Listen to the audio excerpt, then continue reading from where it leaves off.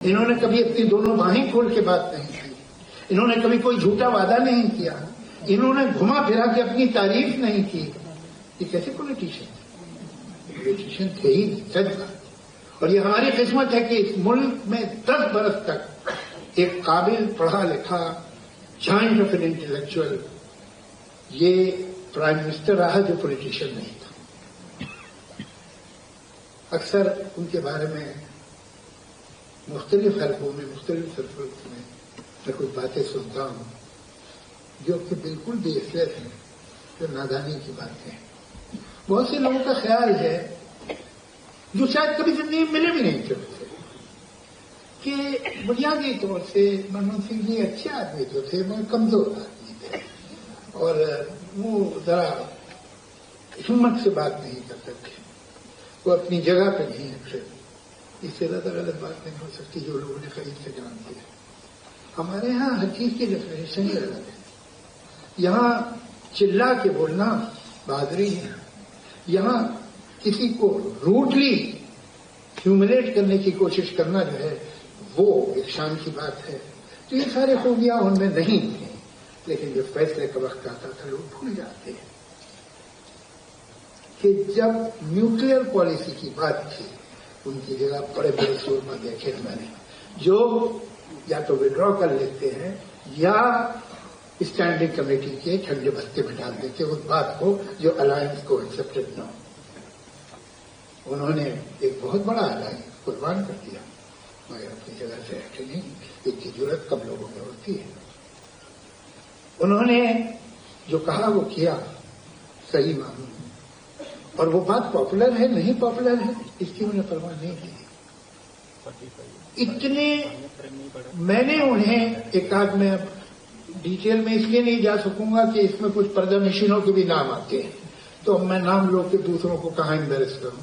میں نے دیکھا ہے خود کسی ڈیلیگیشن میں جا کے کسی گروپ کے ساتھ جا کے ان سے ملتے کہ جب انہیں وہ بات صحیح نہیں لگی تھی ان کی آواز اتنی بھی اوپر نہیں گئی.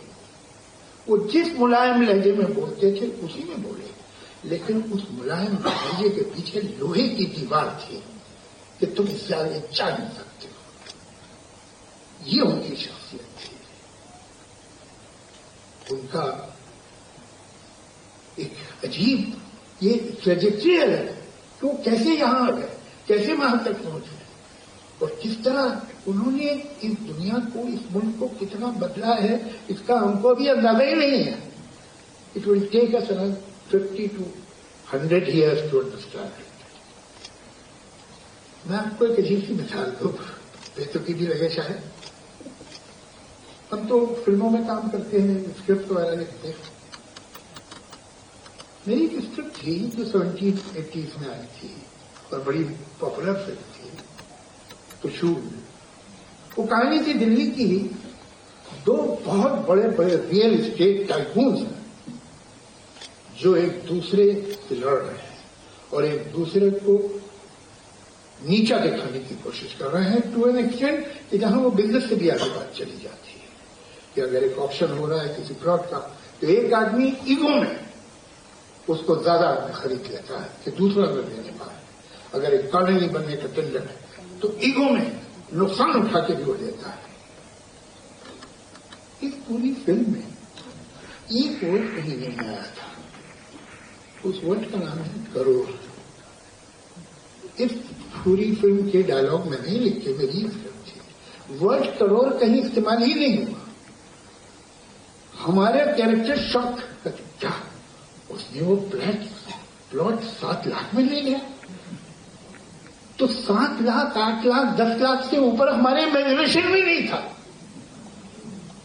یہ جو کھلیا ہے ہماری دنیا، ہماری آنکھیں، اس طرح کی پراسپیرٹی ہوتا ہے، چیزیں آتی جاتی ہیں، انویٹیشن کو گرانٹیڈ لیتے ہیں. وہ تو کبھی ہم نے دیکھا ہی نہیں تھا. جو بوم آیا ہمارے سوسائٹی میں، خاص طور سے میں تو اربن مڈل کلاس کو ہی جانتا ہوں، اسی کے بارے میں بتاؤں ہم کہاں سے کہاں پہنچ گئے. اور اگر یہ کوئی کہے کہ کسی اور کی پالیسی تھی تو یہ تو شروع ہوئی when he was France secretary. دنیا بدل گئی، پھر وہ خود پرائم منسٹر ہو گئے، لیکن وہ پالیسی تو وہیں سے چلتی رہی، وہ بدلی تو نہیں. اگر بدلی ہوتی تو ہم کہتے کسی اور نے بدلوا دی، انہوں نے تو شروع کچھ اور کیا. سچ یہ ہے کہ غلط یا صحیح ایک پالیسی اب الگ جانے والے ہیں نہیں کوئی، انہیں وہی کرنا ہوگا. ہو سکتا بگاڑ سے کرے، ہو سکتا غلط طریقے سے کرے، مگر بنیادی اصول جو واٹر شیڈ پوائنٹ ہے وہ منموہن سنگھ جی کا. اور یہ بات جو ہم بولتے فنانس اکنامکس، یہ کوئی وائڈ میں ہوتی ہے کہ کوئی ہوا میں ہوتی ہے؟ یہی تو سینٹریفیوگل پوائنٹ ہے کلچر کا، سویلائزیشن کا، سوسائٹی کا. جب یہ بدلتا ہے تو سب کچھ بدلتا ہے. ینگ لوگوں کے ایمبیشن بدلتے ہیں، بڑوں کی مورالٹی بدلتی ہے، سماج بدلتا ہے. آج اور آج سے 40 سال پہلے نوجوان ایک نہیں. ایک پاسبلٹیز آج کے آدمی کو دکھتی ہیں، آج کے نوجوان کو، یوتھ کو دکھتی ہے، وہ 40 سال پہلے نہیں دکھتی. 30 سال پہلے یہ ملک چینج ہو گیا ہے اور کسی کو نہیں معلوم کہ کس نے کیا ہے. منموہن سنگھ یہ change this country for ever. اب ان کے جو طریقے ہیں، ان کے جو راستے ہیں، اس پہ کوئی لڑکھڑا جائے، کوئی اس میں ریٹمنٹ کرنے کی کوشش کرے، کوئی ہائی وے مین بن جائے، وہ سب الگ بات ہے. راستہ تو یہی رہے گا. ان کے بارے میں کہا جاتا ہے کوئی تو کچھ کہتے ہی نہیں تھے، بولتے ہی نہیں تھے. وہ تو کیا ہوتا ہے کہ چلا کے نہ بولے آدمی تو بہرے سن نہیں پاتے.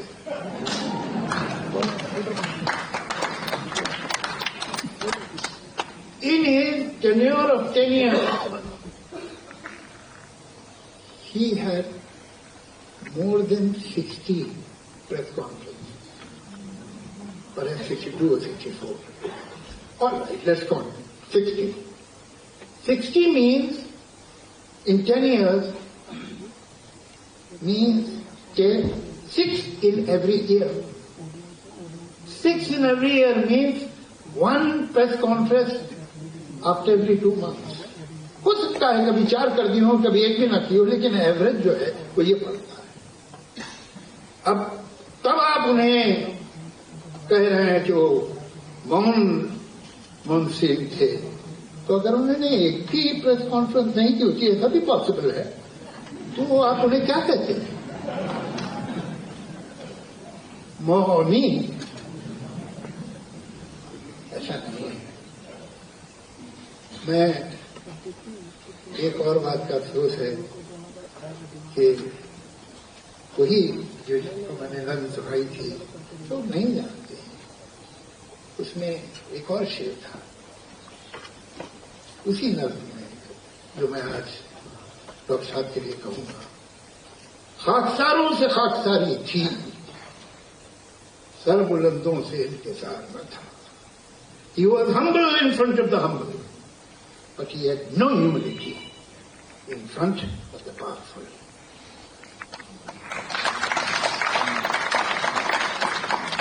جو نشان انہوں نے نہ صرف حکومت پہ، نہ صرف اکانومی پہ، نہ صرف ہماری فارن پالیسی پہ، نہ صرف ہندوستان کے انٹرنیشنل اسٹیٹس پہ، بلکہ ہمارے کلچر پہ، ہماری تحریک پہ چھوڑا، وہ دھیرے دھیرے ابھریں گے، دھیرے دھیرے ہماری نظر ان تک پہنچے گی. ڈاکٹر صاحب نے اس ملک کو جواہر لال نہرو جیسے انہوں نے اس ملک کی آزادی کی جنگ لڑی اور ایک ڈیموکریسی اس ملک کو دی. ڈاکٹر صاحب کا کنٹریبیوشن اس سے کم امپورٹنٹ نہیں ہے. انہوں نے نئے ہندوستان کو، new India become never India under his regime.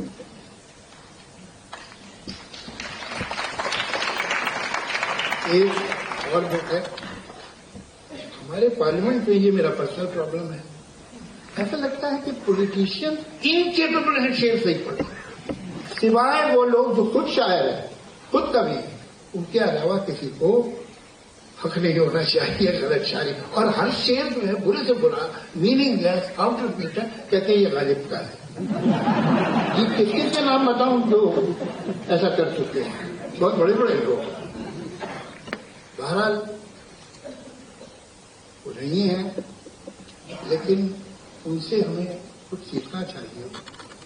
उसूल पे चलना, हर हाल में सच का साथ देना, सच जो आपका सच है।